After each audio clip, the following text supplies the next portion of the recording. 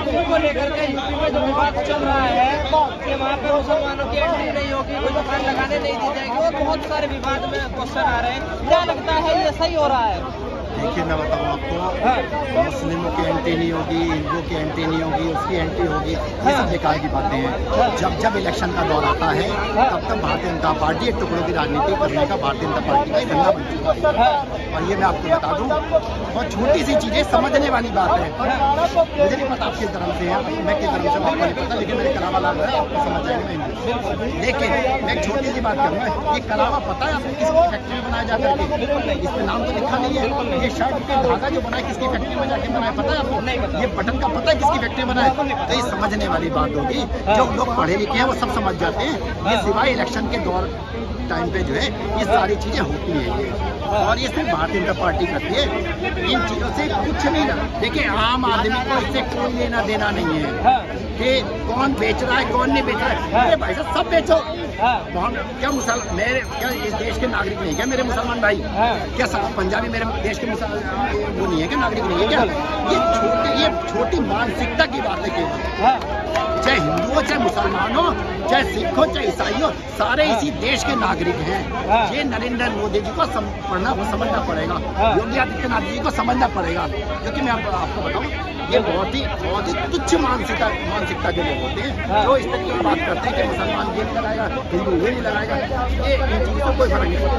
तो आप ये बताओ, बच्चों के लिए अच्छे स्कूलों की व्यवस्था करो, एजुकेशन की बात करो, नौकरियों की बात करो, बिजनेस की बात करो, इन सब चीज़ों की बात करो। काम बताओ कि मैंने तो 10 साल में इतने काम किए हैं, लेकिन इसकी बात करने को कोई भी तैयार नहीं है सिवाय बांटने के अलावा। बटोगे तो कटोगे, कटोगे तो वो होगे, एक रहोगे नेक रहोगे। क्या बिना बिजली की बात, इससे आम आदमी में क्या लेना देना है? और मैं तो सबसे ये कहूँगा, देखो ना बटना है ना कटना है, और एक होकर के नेक रह करके भारतीय जनता पार्टी को उखाड़ करके बाहर फेंकना है। उत्तर प्रदेश के उपचुनाव में भी और दिल्ली की 2 करोड़ जनता भी, हिंदुस्तान के अंदर जितने भी इलेक्शन हो रहे हैं उन सब में उठा करके भारतीय जनता पार्टी को उखाड़ कर बाहर फेंकना है। ये नरेंद्र मोदी जी ने अपने ही जो जुमला छोड़ा है ना, कटोगे तो कटोगे, उसी में छिपा हुआ है। उन्हें पता है कि मेरा आखिरी इलेक्शन है, आगे वालों के लिए कुछ बचेगा नहीं, इसलिए सारे मिल करके उठा करके एक होकर के सारे विपक्ष को बोलते हैं। अच्छा, क्या लगता है ये इस तरीके का जो बयानबाजी चल रही है, बटोगे तो कटोगे, ये सिर्फ राजनीतिक है, खुशी को जोड़ने का काम नहीं कर रही है? ये बौखलाई हुई है भारतीय जनता पार्टी। दिल्ली में नंगे होकर के तांडव करती रहे, लेकिन दिल्ली में कुछ होने वाला नहीं है। 70 में से 70 सीटें अरविंद केजरीवाल के पास जा रही हैं, और हिंदुस्तान के इतिहास में पहला ऐसा राजनीतिक व्यक्ति है जो कहता है कि मैंने काम किया हो, सीधे ठोक के कहता काम किया हो तो मुझे वोट देना है। नरेंद्र मोदी जी में जाऊँ तो कहे कि मैंने दिल्ली में ये काम किया, मुझे वोट देना। क्या दिल्ली में नरेंद्र मोदी एमएलए का इलेक्शन लड़ेंगे क्या? मुझे बता दिए, दिल्ली के अंदर अरविंद केजरीवाल के सामने भारतीय जनता पार्टी की तरफ से कौन है मुख्यमंत्री का दावेदार? कोई है आदमी? कोई नहीं है। दूर दूर तक नजर तो कोई नहीं है। तो आगे मान के चलो, हताश भाजपा है, हताश कांग्रेस है, कुछ नहीं है इनके पास में। पूरी तरीके से सुपड़ा साफ होगा, और अब की बार तो अरविंद केजरीवाल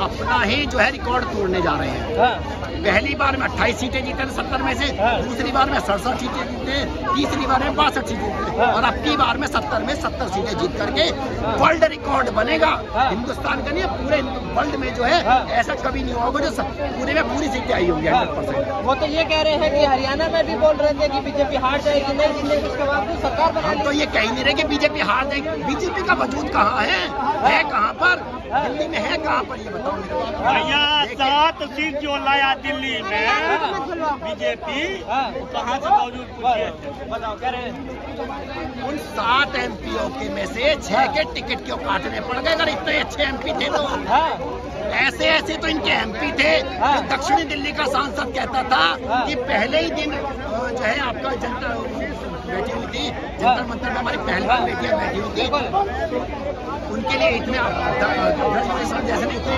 गलत बात कही थी। दूसरी बात, दक्षिण दिल्ली का सांसद था रमेश बुधोरी, उसने क्या कहा था दूसरे दिल्ली सांसद में जाकर के, उन्होंने कहना नहीं चाहिए, मुरई के सांसद थे दानिश अली, उन्हें इतनी भद्दी गालियां दी थी। ये तो इनके संस्कार दिखाते भारतीय जनता पार्टी में। इसे टोंक सीट का प्रभारी जाकर के बना। तो काटने क्यों पड़ गए? ये पूरी तरीके से वायु पार्टी, इसमें कुछ बचा नहीं है, कुछ नहीं है इनके पास में। और इन पे तो मैं आपसे, आप सारे मीडिया के लोगों से कहूँगा, भारतीय जनता पार्टी वालों के पास तो जाने की भी जरूरत नहीं है, उनके पास कुछ नहीं बचा है, नथिंग, जीरो। तो योगी जी को बोलते हैं उत्तर प्रदेश, थोड़े से पीछे हो जाइए, योगी जी को बोलते हैं उत्तर प्रदेश में कि तुरंत एक्शन लेते हैं बुलडोजर का, और इस बार उपचुनाव होने पहुंचे 3 सीटों के ऊपर, क्या लगता है अखिलेश यादव ले जाएंगे? देखिए, योगी जी कहें कि मैंने काम किया है, मुझे वोट देना, घूमने की जरूरत नहीं है, इतना पैसा भी तो खर्चा कर पा रहे हैं। लेकिन योगी जी का बुलडोजर ब्रजभूषण शरण की तरफ जाकर के फेल हो जाता है। और अब तो मैं बताऊं आपको, सुप्रीम कोर्ट ने कह दिया ये सरकार अपनी मनमानी कर रही थी, उसका खामियाजा सरकार को भारतीय जनता पार्टी को उत्तर प्रदेश के उपचुनाव में भुगतना पड़ेगा, क्योंकि जितनी गुंडागर्दी भारतीय जनता पार्टी ने उत्तर प्रदेश के अंदर की है, उसका खामियाजा उपचुनाव में आकर के उपचुनाव में 0 अंडा आएगा भारतीय जनता पार्टी को, उसका भुगतना पड़ेगा। क्योंकि अब किसी के पास कोई जवाब बचा नहीं है, हमने बुलडोजर क्यों चलाए? भाई साहब, सरकार हो क्या आप? जो है सुप्रीम कोर्ट नहीं हो, कोर्ट नहीं हो, लेकिन आप जो है अनगिनत तरीके से बुलडोजर की राजनीति कर लो। सबसे बड़ी बात राजनीति के काम नहीं है। राजनीति, आप काम की राजनीति करो। आप कहो कि दिल्ली में जो है अरविंद केजरीवाल अच्छे स्कूल बनाए, हम भी उत्तर प्रदेश में बनाएंगे, उसने अच्छे हॉस्पिटल की व्यवस्था करी, हम भी करेंगे।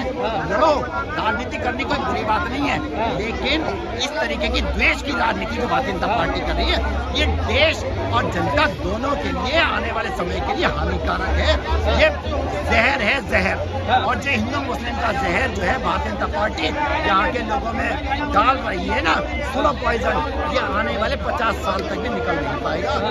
इन्हें देश से माफी मांगनी पड़ेगी, इनका नाम लेने वाला भी जमीन पे बचेगा नहीं। नरेंद्र मोदी कहते हैं आपकी भैंस खोल के ले जाएंगे, आपका मंगलसूत्र छीन के ले जाएंगे। कौन ले जा रहा है छीन के?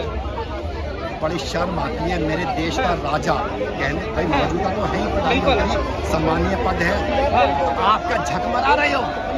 अगर मेरे बहन की जो है माँ की जो है मंगलसूत्र को छीन के ले जाएगा, तो तुम क्या होम मिनिस्ट्री में बैठे हो अमित शाह जी, तुम क्या झक मरा रहे हो? पूरे 22 राज्यों में तुम्हारी सरकारें चल रही है और तुम कह रहे हो मंगलसूत्र छीन के ले जाएगा, भैंस खोल के ले जाएगा, तो तुम क्या कर रहे हो? तो तुम्हें तो इस्तीफा दे देना चाहिए, जाकर के डमरू बजाओ, जाकर गुजरात में जाकर के। इसका मतलब नरेंद्र मोदी जी खुद कह रहे हैं हमारी सरकारें फेल हैं, आपकी बहन बेटियों के गले से जो मंगलसूत्र छीन के ले जाएंगे, हम कुछ नहीं कर पा रहे हैं। ये शर्म आनी चाहिए भारतीय जनता पार्टी वालों। अच्छा, मुंबई के अंदर भी बहुत जल्द इलेक्शन होने वाले हैं, क्या लगता है महाराष्ट्र में किसकी सरकार बनने जा रही है? महाराष्ट्र में इंडिया गठबंधन की सरकार बहुत जल्द बनने जा रही है। बैकडोर से जिन विभीषणों के द्वारा भारतीय जनता पार्टी ने वहाँ सरकार बनाई थी, विभीषणों का विभीषण देखिए पंडित थे, बहुत अच्छा नाम वो था, लेकिन जो शिंदे के थ्रू सरकार बनाई है बैकडोर से तोड़ के खरीद करके, वो उसका जवाब जो है महाराष्ट्र की जनता जो है आपके इलेक्शन में दे देगी, सुपड़ा साफ करके आएगी भारतीय जनता पार्टी का।